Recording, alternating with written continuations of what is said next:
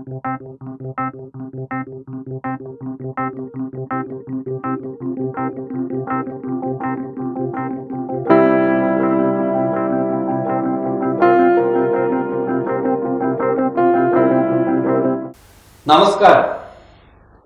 Idukki express അവതരിപ്പിക്കുന്ന ചരിത്ര താളുകൾ എന്ന പ്രോഗ്രാമിലേക്ക് എല്ലാവർക്കും സ്വാഗതം. ദിലീപ് നായകനായി ഉടൻ പുറത്തു വരാനിരിക്കുന്ന തങ്കമണി എന്ന സിനിമ വിവാദത്തിലായിരിക്കുകയാണ്.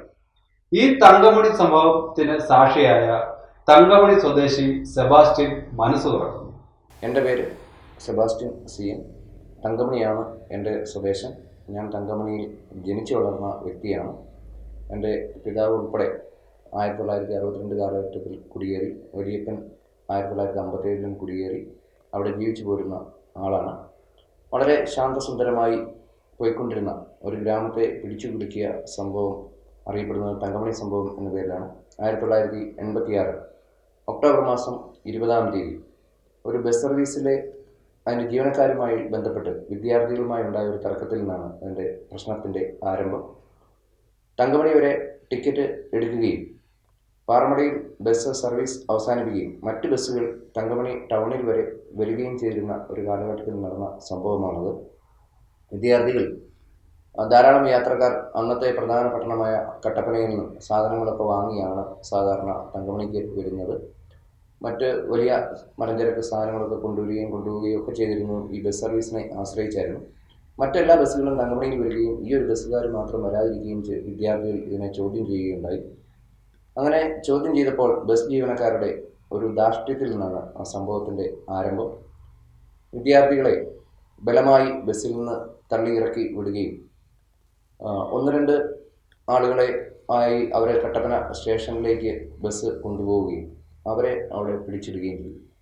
വിദ്യാർത്ഥികളുടെ ഏലക്ക ബസ്സിൽ തന്നെ അവശേഷിക്കുകയും അത് എടുക്കുന്നതിന് വേണ്ടി കട്ടപ്പന പോലീസ് സ്റ്റേഷനിൽ എത്തിച്ചേർന്ന വിദ്യാർത്ഥികളെ അറസ്റ്റ് രേഖപ്പെടുത്തി സ്റ്റേഷനിൽ അടയ്ക്കുകയും ചെയ്തു. വിദ്യാർത്ഥികൾ ബസ് തടയും എന്ന് വിചാരിച്ച് തങ്കമണിയിൽ പാറമടയിൽ ട്രിപ്പ് അവസാനിപ്പിച്ചിരുന്നവർ കാമാക്ഷി എന്ന് പറഞ്ഞ സ്ഥലത്ത് വെച്ച് ട്രിപ്പ് അവസാനിപ്പിച്ച് കട്ടപ്പനയ്ക്ക് തിരികെ പോവുകയുണ്ടായി.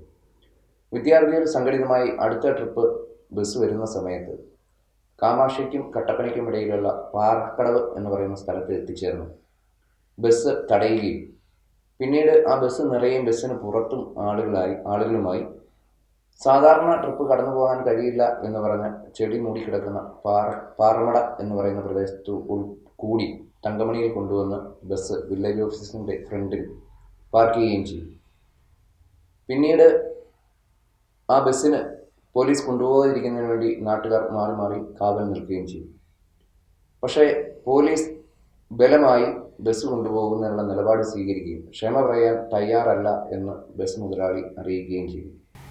KRK 5909 എന്ന എലൈറ്റ് ബസ് തങ്കമണി വില്ലേജ് ഓഫീസിൻ്റെ മുന്നിൽ പാർക്ക് ചെയ്യുകയും ആളുകൾ അത് പോലീസ് കൊണ്ടുപോകാതിരിക്കുന്നതിന് വേണ്ടി കാവൽ നിൽക്കുകയും ചെയ്തു. പിന്നീട് ക്ഷമ പറയാൻ തയ്യാറില്ലാത്ത ബസ് മുതലാളിയും പോലീസും കൂടിച്ചേർന്ന് ബസ് നിർബന്ധിതമായി കട്ടപ്പനയിലേക്ക് കൊണ്ടുപോകാൻ ശ്രമിക്കുകയും നാട്ടുകാർ ഇത് തടയുകയും വീണ്ടും കൂടുതൽ ഫോഴ്സ് ഉച്ചയോടുകൂടി എത്തിച്ചേരുകയും ചെയ്തു.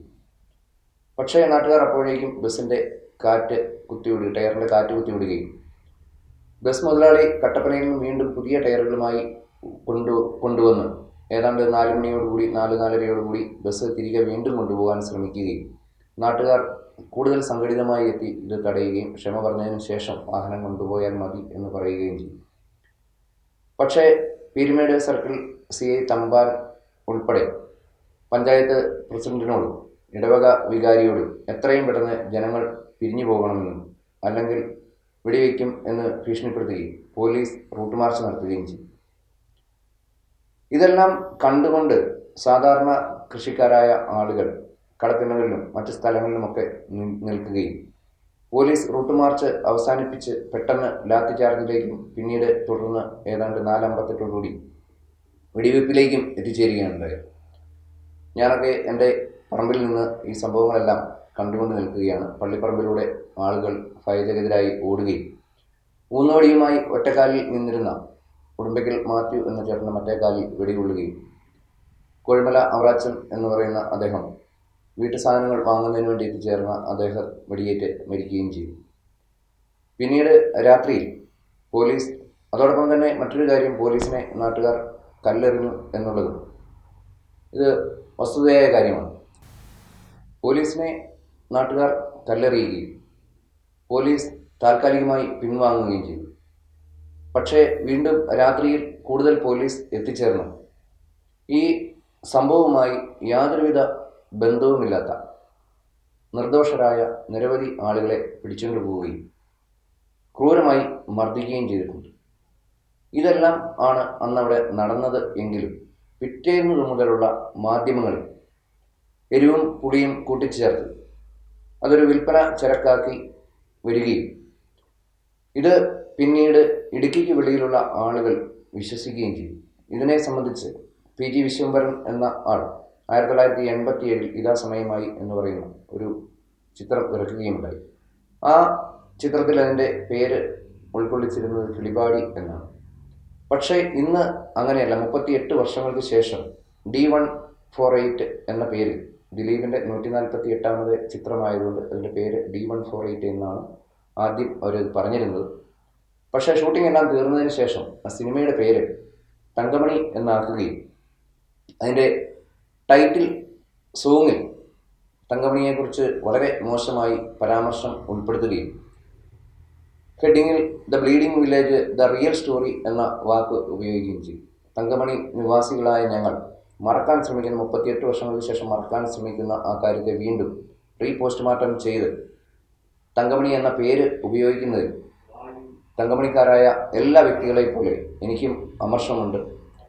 ഞങ്ങളുടെ നാട്ടിൽ നിന്നും മറ്റ് ജില്ലകളിലേക്ക് ചെല്ലുമ്പോൾ അവർ മാധ്യമങ്ങളിൽ നിന്ന് വായിച്ചറിഞ്ഞ കാര്യങ്ങൾ മാത്രമാണ് അവർ വിശ്വസിക്കുക. പുതിയ തലമുറയിലെ വിദ്യാർത്ഥികളെ പോലും ഈ സിനിമ പുറത്തിറങ്ങിയാൽ ഞങ്ങൾക്കത് വീണ്ടും ഈ സംഭവങ്ങൾ ചർച്ചകളിലേക്ക് കൊണ്ടുപോകേണ്ടി വരും.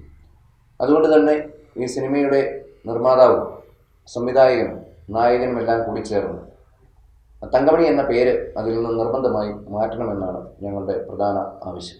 അതോടൊപ്പം തന്നെ പാട്ട് സീനിൽ ആ പേര് ഉപയോഗിക്കാൻ പാടില്ല.